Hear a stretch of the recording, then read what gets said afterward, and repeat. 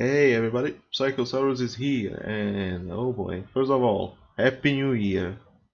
The year 2022 is finally here, and oh boy, let's hope it's gonna be better than before. But the main topic of today's video, it's gonna be about analyzing the Ignore Armor items we got here in the winter event currently running. So, we're gonna take a look at this. So you have like this heavy spear of piercing frost, the axe, construction addition, and the walls, yeah. And like people are wondering how does it stand against the other spears, like damage wise. So you have the heavy spear, and you might be asking how does it compare to something like Zahak's heavy spear and the other items. Okay, so first of all, let's start with how do you calculate the damage increase from this. Now obviously Ignore Armor is a little bit more dependent on the situation, namely what unit you're fighting against and how many armor upgrades it has. So how high it armor is. The higher the armor is, the better the Ignore Armor is gonna become, obviously. And you might be wondering how to calculate the damage actually from that. So I was thinking how should I put this? So yeah, so how to actually exactly calculate the total damage you get from the Ignore Armor. So let's say you're fighting a unit that has some kind of armor, you have some Ignore Armor on your own unit, and the actual damage taken, I put it as original damage, which is like the 100% minus the armor enemy has. So yeah, the total damage is gonna be like the damage you dealt originally plus the ignored portion of the enemy armor, and from that you'll get the total damage you deal to that unit currently. And now we wanna know how much damage increase do I get thanks to that ignore armor. So to get the damage increase, obviously you gotta get like the total damage you deal and compare it to the original damage, right? So we get the relative increase compared to the original damage, and if we want just the increase, then we have to subtract the 100% the base damage, and from that we'll get the damage increase. So yeah, if we write it down a little bit, then we get the original damage over original damage, which is equal to 1 obviously, and then plus ignore armor times the armor over original damage. That's equal to the damage increase. So yeah, the original damage over original damage minus 1, they'll subtract each other. So we'll end up with ignore armor times armor over original damage, and that's equal to the damage increase we want to know.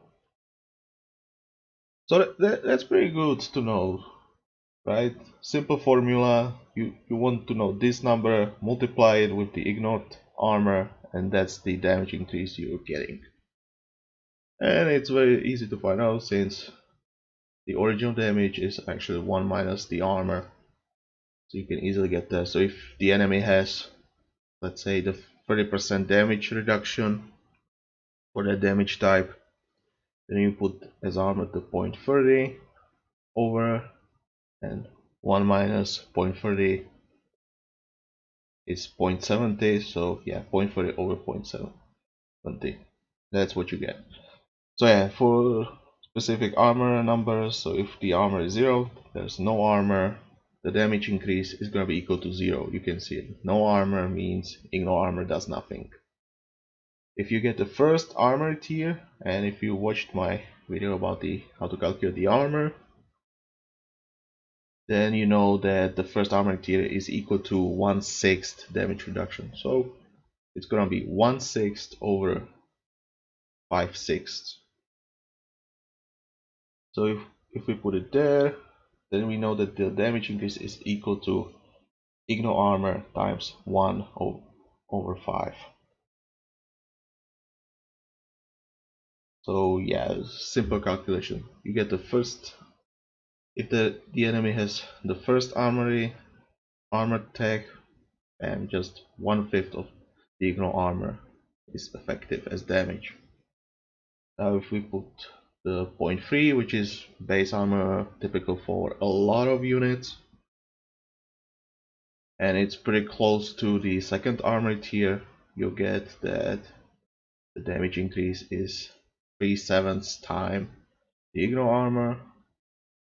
And if we put 0.4 armor, which is about the same as the third tech tier, and in some cases the base armor of some units, I think Gallic Horsemen has the 0.4 cavalry armor. So if you want to put a spear, for example, on your horseman to counter the Gallic Horsemen even better. Yeah, at that point it's equal to 2/3. And obviously I could go on and go on. If you put 0.5 over here, then it's obviously that 0.5 or 0.5 is equal to 1, so the damage increase will be equal to the ignore armor. So I hope this helped you to understand how the calculation of effective damage works on this. Obviously I don't want to go really any farther because I could go on and on. But yeah, the higher it gets, the better it becomes, and you can see that the growth is pretty huge. Like you go from 1/5 to 3/7 and then to 2/3. It goes up really fast. And so yeah, we got this. Let's say we got the spear now. You want to know the total damage increase you're gonna get from the spear. So yeah, I wrote down the damage increase, the total damage increase. So this is gonna be the damage and the ignore armor effective at specific armor tiers for the enemy. Obviously, if they have no armor, it's just the base damage they're working for you. So if you take a look at the spear, after the first armor attack, you get this damage increase, 75.655%. At second tier, it goes up to 87%. And after the third tier, almost 100%. You can see this. You can try it for yourself to calculate it. I gave you the way. Actually, it might be actually more than 100% because I'm using only 0.40 for this, so it might actually be already at 100%. Yeah, I'm using only 0.40, so you can see the damage on the spear just goes up as the enemy gets armor attacks, and I think it's not that difficult, or not difficult, but rather it does not take long for the enemy to get the first armor attack. So they can get that pretty soon. So already, if we take a look at the first armor attack, this is really good. Because now we can compare it to some other spears. Let's say heavy spear of Enkidu over here. This is nothing compared to this spear. Like look at that. The damage, it's about the same. Health wise, like almost double. It's actually double the health. So if you are using the heavy spear of Enkidu, obviously the heavy spear of the Piercing Frost is gonna be much better option for you already. Obviously heavy spear of Gilgamesh is still better damage wise, but with this you sacrifice that damage for health. I think heavy spear of sacrifice is pretty good comparison for this spear as well. If we compare the damage, it's about the same. If you have better heavy spear of sacrifice, then yeah, damage wise it's about the same. Now obviously the Piercing Frost gives you health compared to the cavalry armor of sacrifice. And which one would you prefer? Personally I would say health is better because it helps against every damage type, whereas cavalry armor is just cavalry damage. So health already sounds very good. The thing is the cavalry bonus damage. Obviously if you start the game no armor attacks, cavalry bonus damage is gonna be better. It's gonna help a lot. And I think the calculation tells me that after the third tag it's about the same. So if the enemy has the third armor attack, this bonus damage and the ignore armor gives you about the same damage. But I would still prefer the heavy Spear of the Piercing Frost because it's damage against every unit type. It's not just cavalry, it's everything. Infantry, ranged units, siege. It works against them. Excuse me. It works against everything, and that's where I feel like this has the bigger advantage. The heavy spear of sacrifice obviously has better advantage early, so if it is definitely a good comparison, but it's like two different uses. This is late game, so yeah, definitely better late game, definitely better early. And against specific units, obviously, in this case it would be cavalry. The sacrifice is only a little bit better, whereas the piercing frost is better against everything else. Okay, see how much this is just heavy specialty. This spear just specializes against cavalry, so obviously if you wanna just counter the cavalry, then this spear is really far ahead with the cavalry damage. So yeah, you wanna put this if you wanna deal with the cavalry only with the specific unit, let's say your spearman. This is your spear definitely, but if you wanna use your spearman generally, yeah, I think piercing frost or the sacrifice are better options here. And heavy spear of the Ice King. I feel like the snare is just a waste. So yeah, nobody's gonna really pick this one. And again, Zach's heavy spear of the Undying. The regen obviously depends how long can your unit survive. So yeah, the value there is kinda dependent on how long your unit survives, but damage wise, Zahak starts better. Heavy spear catches up really soon after the first armor attack, and then it just becomes better. Yeah, Zahak is definitely better early. And yeah, you could like go probably compare with other spears here, but most of these are like weaker versions. Probably the Pharaoh's Spear of the Destiny is the closest one to like compare it. But if we take a look again at the numbers, after the second tier, you already have better damage than the Pharaoh's Spear can offer you. And you also get the health as well as a bonus. So yeah, it depends. Definitely Pharaoh is better damage wise, but once the second tier kicks in, dealing with units is better with the Piercing Frost. Definitely there. And that's why I keep saying grab that spear, because that spear is really strong, especially in the late game. Now, obviously it's not good in every quest. You need to play quests where the enemy is getting those armor attacks, and hopefully they're getting them pretty fast so their units become strong quite soon. And the sooner they become, the better this spear is just gonna be. So definitely grab this spear, at least one per save. Keep it there, put it on one of your units if you want. I would suggest using this spear if you're using if the unit is you're using it on, you use in the late game. So if I had to say, let's say you're playing Spearman only quest, you can put this on Spearman only. So yeah, that can work there. Spearman only quest on Spearman. If you're using mainly Spearman in the late game, let's say you're playing the Sobek Spearman with catapults, definitely you can put it on your Spearman since there will be at the front, obviously dealing with the enemy units. And yeah, if I say something else, let's say Babylonian Lancers definitely work great there, and it can definitely work great on the Norse Horsemen as well.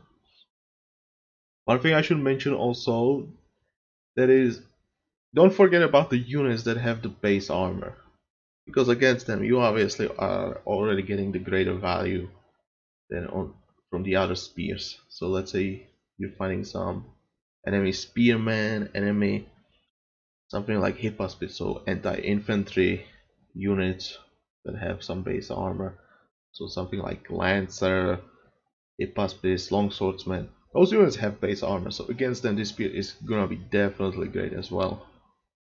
And in the early game you could definitely gonna notice it.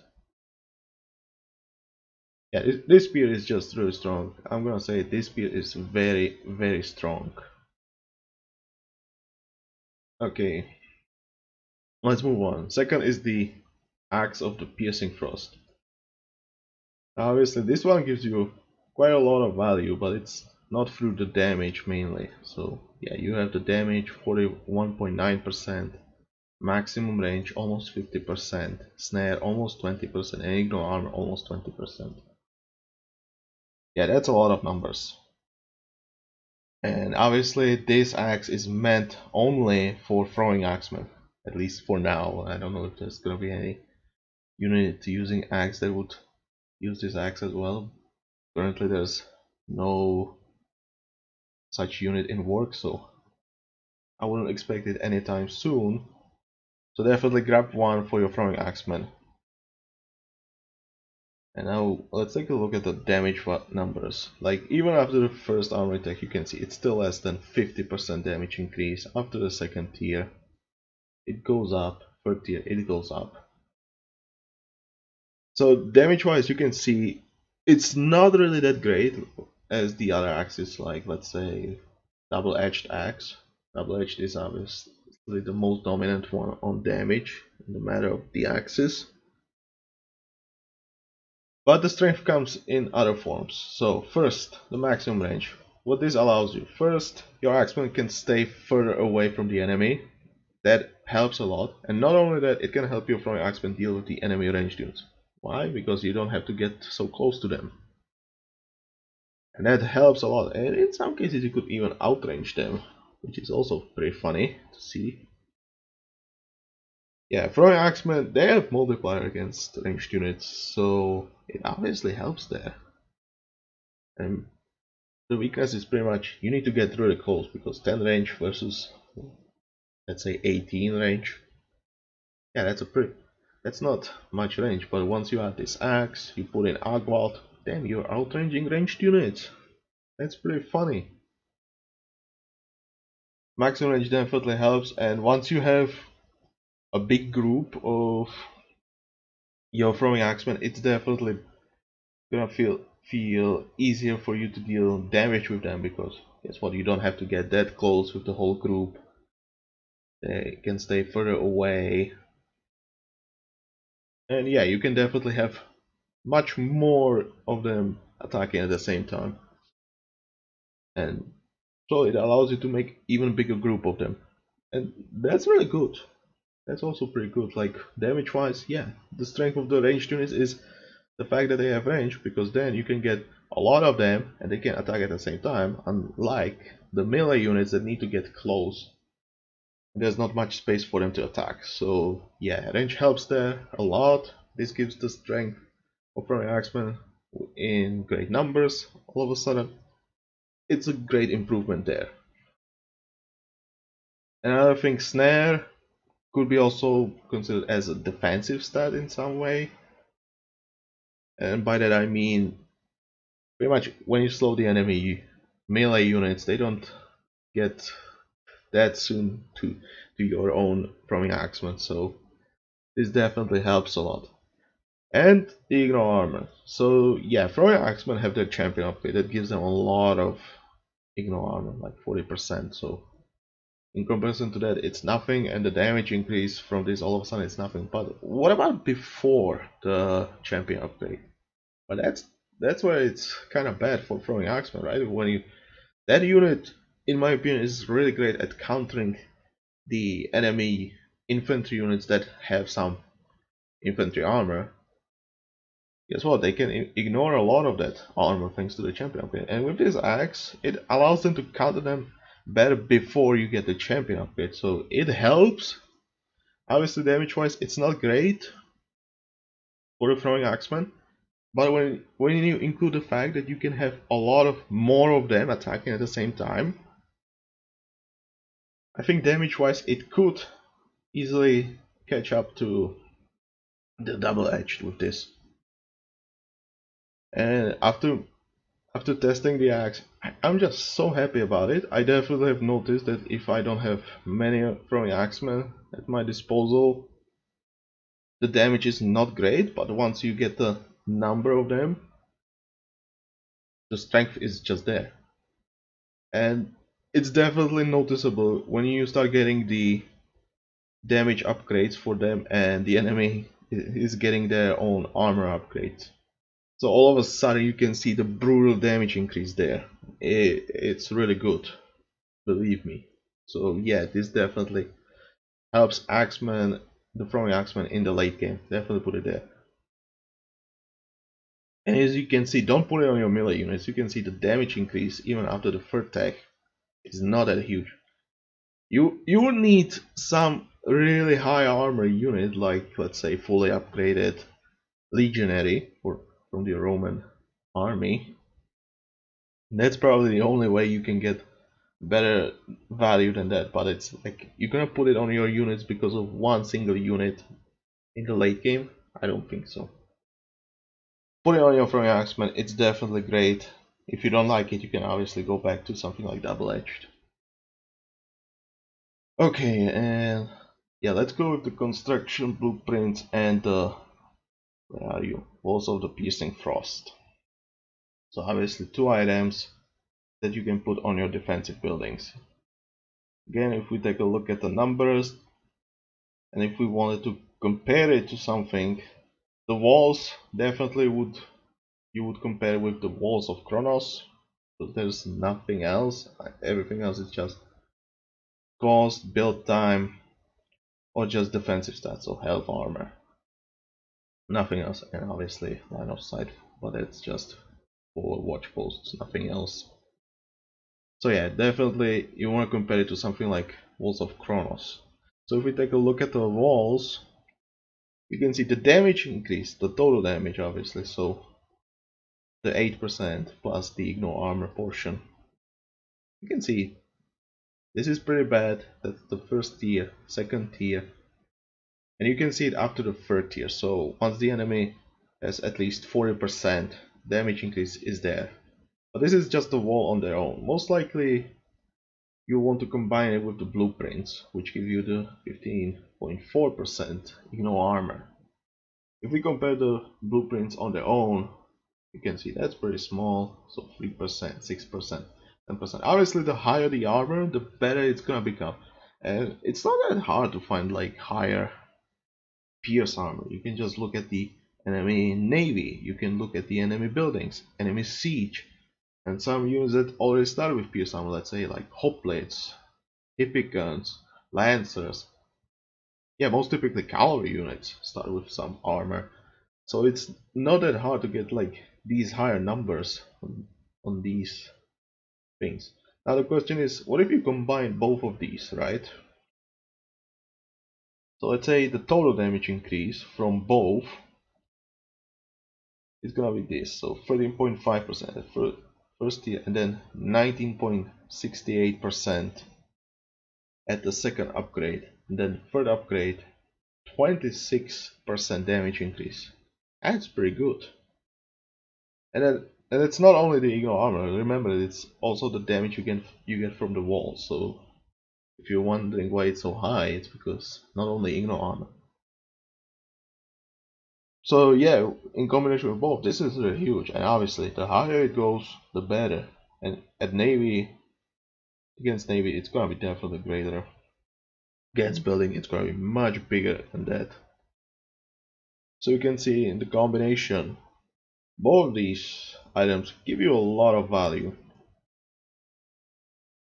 But as you can see, the wall on its own, in comparison to Kronos, until they get the third tier, it does not compare. But if they have some base armor already, it's obviously gonna be better against those kinds of units.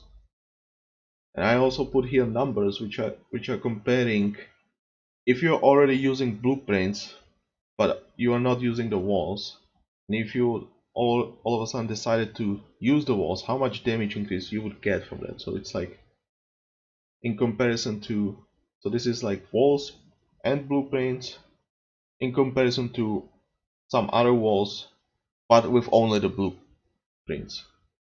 So if I would add the wall to the blueprints, I would get only like 10% on the first tier, 12% on the second tier, and 14% on the on the third tier. Which, if we compare it to the Walls of Kronos, it doesn't look that much, right? At the third tier it looks about the same. But remember, there are those units that have some base armor. They are the units you will definitely hurt more with the using Kronos, but obviously you're paying some health, about 10% I would say, and a little bit of the base damage. But you'll be definitely much better against those heavily armored units. So I would say it compares really well to the Walls of Kronos. And the damage increase, you're definitely gonna get a lot of value from this if you're going against the heavily armored units. And the higher armor the enemy has, so more armor attacks, obviously the better it just becomes. The better it's gonna be, the greater the value is gonna be. So yeah, the question here then stands: are you afraid of those lightly armored units? Or like enemy is getting not many armor attacks? Then the Kronos is the obvious option. But if you're afraid more of the heavily armored units, then the Walls of the Piercing Frost is your best option. Obviously 10% health is a loss, but I would say it's a loss like,